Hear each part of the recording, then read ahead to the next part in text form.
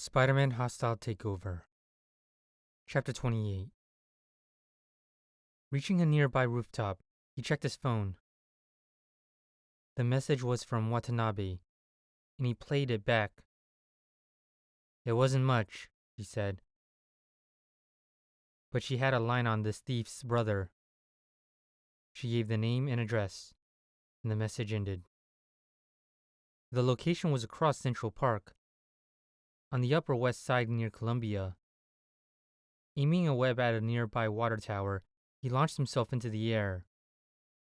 Some quick swinging and a couple of bus rides later, on top of the vehicles, of course, he caught a lucky break. It was late afternoon, and Spider-Man was trying to figure out the best way to get the brothers' attention when the guy, Vincent, brought the trash out. He hadn't spent that much time with the victim, but the web spinner could see the resemblance. This guy was a little older, a little taller. He looked like he spent time in the gym, but they were clearly related. "Don't be startled," Spider-Man said, and the guy nearly jumped out of his skin. He was upside down and clinging to the wall, which he guessed was maybe a little startling. Still, words counted for something, he hoped. The man relaxed and faced him. His expression was unreadable. "You were there," he said, "when Andy died." Spider-Man nodded and dropped down. "Yeah," he said. "I spoke to him a little while before he was shot." "Some of the cops thinks you killed him," Vincent said. "I think he was killed because he talked to me. He gave me a bad tip, and once he'd done that, my guess is that he had to be silenced, so he couldn't be made to talk. And that's the best sense I can make of it." "So, who did it?" the man asked, frowning. "Who killed my brother?" "That's what I'm hoping to find out," Spider-Man said. "If you have any information, it could really help." "You told me you were connected to the Scorpion," the brother smirked. "Man, he fed you a line. I'm the straight arrow in the family. He was a screw-up. Till the end, I guess." "You know anything about who he was in with?" Vincent shook his head. "Andy had been messing up since he was a kid. But he was trying to get his act together. He really was.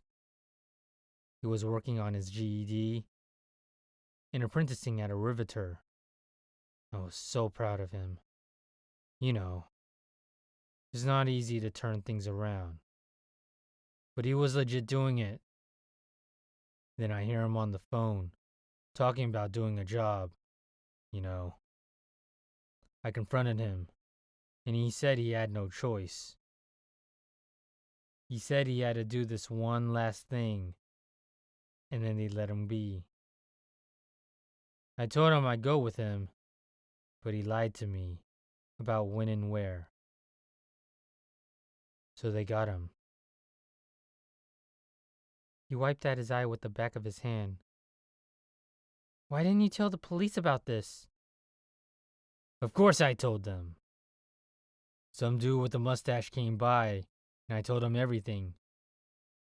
He left his coffee cup in my house for me to clean up, like I was his servant or something. He told the police, but the information wasn't in his file. That was troubling."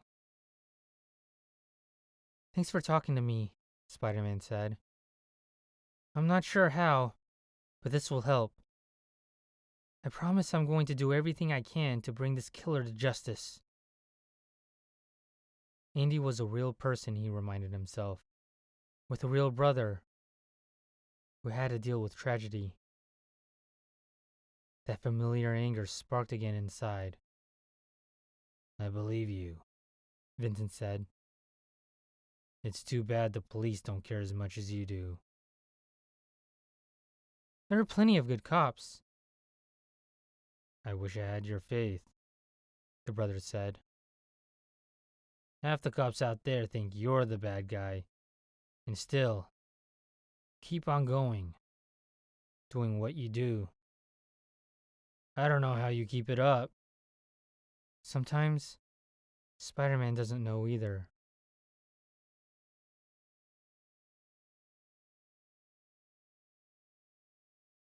He was headed downtown, back in an area where higher buildings made web swinging a lot easier.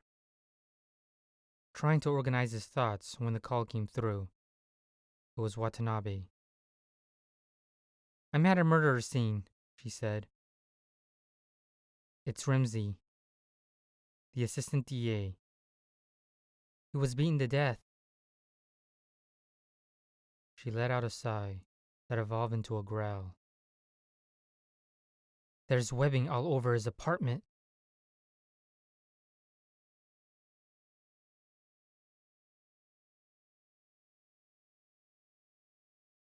This has got to stop, he told her.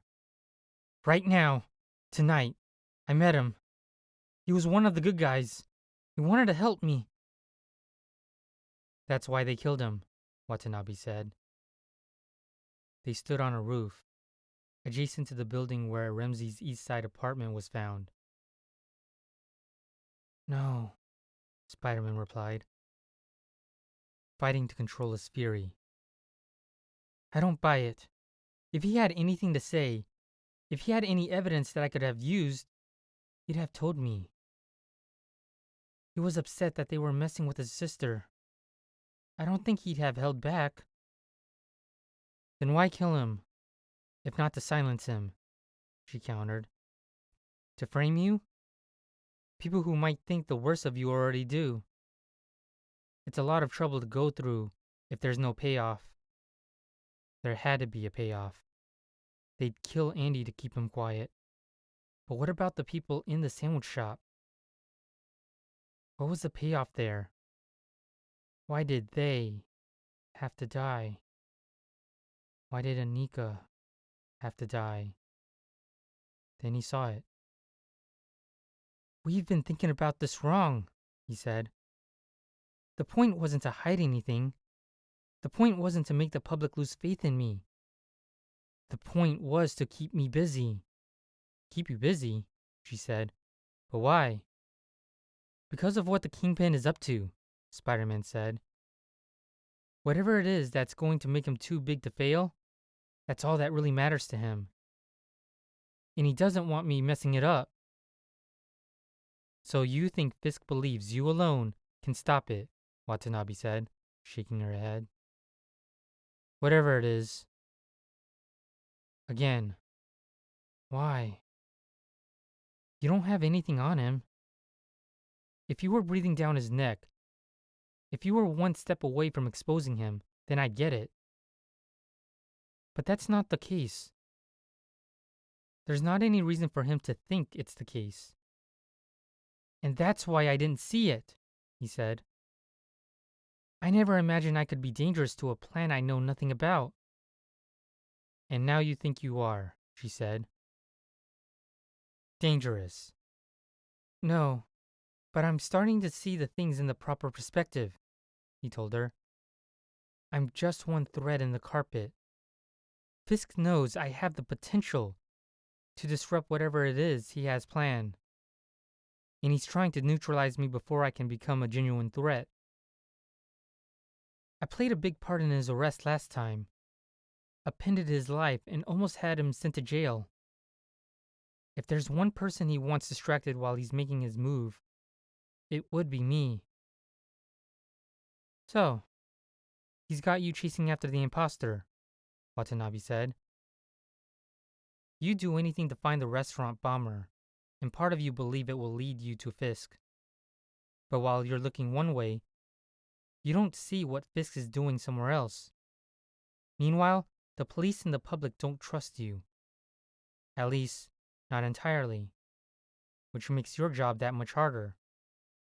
All of which gives Fisk plenty of breathing room. But even if that is true, Watanabe said, how does the knowledge help us? This guy, your double, kills people. We can't just ignore him because he's a distraction. He's still a key to nailing Fisk, Spider-Man said.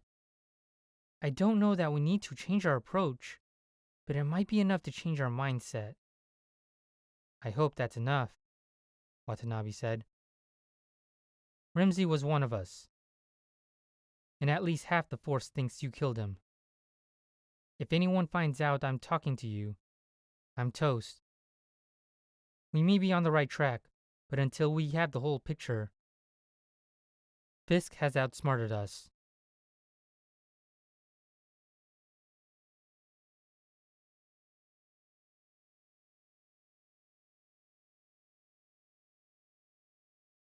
Killing a district attorney.